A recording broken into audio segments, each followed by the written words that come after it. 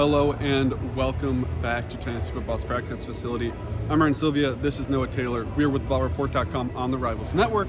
And it is Tuesday, so we were able to talk with two assistant coaches, tight ends coach Alec Ablin and linebacker coach Brian Jean-Marie. And then we were also able to talk with two players, running back Dylan Sampson and linebacker Aaron Beasley. So let's jump right into our takeaways from what they said, starting with Coach Ablin. What did you think about what he had to say?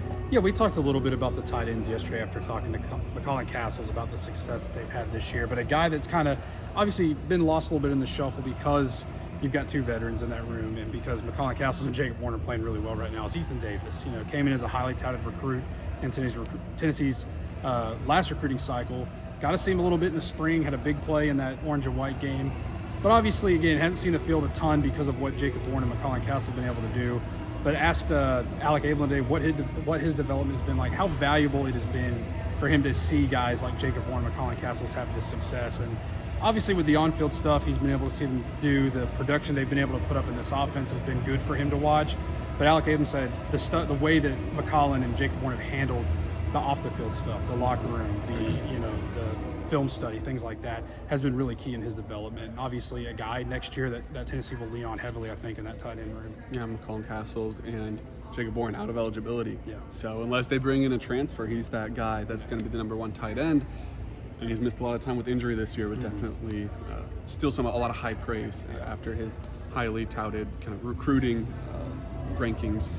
Coach Brian Jean-Marie, the linebackers coach, he talked about also another group of young guys, freshmen, Arian Carter and Jeremiah Thielander, and talked about how they kind of expected those guys to be able to play an impact this early in their career and their development. Of course, true freshmen, but with the injury of Keenan Peely, kind of everything gets pushed up a little bit. Elijah Herring becomes a starter, and now those two freshmen, along with sophomore Caleb Perry, are those guys off the bench who have to play a big role. So he talked about how if you get recruited to Tennessee, then we think you can play at a really high level early in your career. So they have a lot of faith in those guys. They know that there's a lot of work to do. They haven't played as much recently as they did initially when Keenan Peely got injured, but still a lot of faith in Arian Carter and Jeremiah Thielander as they continue to develop throughout their career. On the player side, though, Dylan Sampson on the offensive end, what'd you think about what he had to say? Yeah, really, I think, both of the players we talked to today, a common theme all season has been snap and clear. That's something we've talked about a lot, something the coaches say a lot, and especially after a loss. And, the guys talked about today, Dylan Sampson and Aaron Beasley emphasized their eagerness to get back on the field, and I think especially coming off the way that they played, I think adds a little bit of motivation, having that lead at Alabama, letting that kind of slip away and then losing a game to a rival. Well, now you got a big opportunity to kind of prove yourself on the road again against a solid Kentucky team, a team I know that neither team likes each other very much, so kind of on the realm of being a rivalry as well. But I think that that was kind of interesting to hear those guys. It seemed very genuine. It didn't seem like player talk or coach speak. That those guys want to get back on the field. I think Aaron Beasley or maybe it was Dylan Sampson said they want to lace up their cleats right now and get ready and go back out there.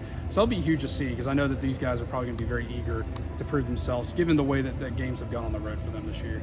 For Aaron Beasley, he talked about Kentucky and the threat that they pose as one of the better running teams in the SEC, led by Ray Davis, Vanderbilt transfer, who is making the case to be the best back in the entire conference. Well, that doesn't mean that Tennessee's going to change their preparation. Aaron Beasley said that they want to take every game the same, which is first stopping the run and kind of playing from there. So even though Kentucky is a team that really wants to be able to run the ball successfully, Tennessee kind of has that mindset no matter what, no matter who they're playing, that they want to be able to stuff the run, because then that kind of helps you in the pass game as well. If the other team can't run it, of course, that makes everything else more difficult. So look for that against Kentucky. The Tennessee defense has been really solid against the run so far under Heupel throughout all 3 years, but especially this year. So that is something to look out for as the linebackers and the defensive line try to step up and kind of clog those lanes, keep their gap integrity, and make sure that Ray Davis can't have a big game like we've seen him have multiple times. That'll do it all from us here today. Tomorrow, we will be talking with some members of the men's basketball program, so make sure you stick around for that. And then on Thursday, we'll catch up with Josh Heupel for the final time before the team makes the trip to Lexington. And of course, we will be in attendance as well. So subscribe to the YouTube channel, head to VolReport.com for all of our written content, hop in the Rocky Top forum to join the discussion. Links to everything you need is in the description, and thank you for watching.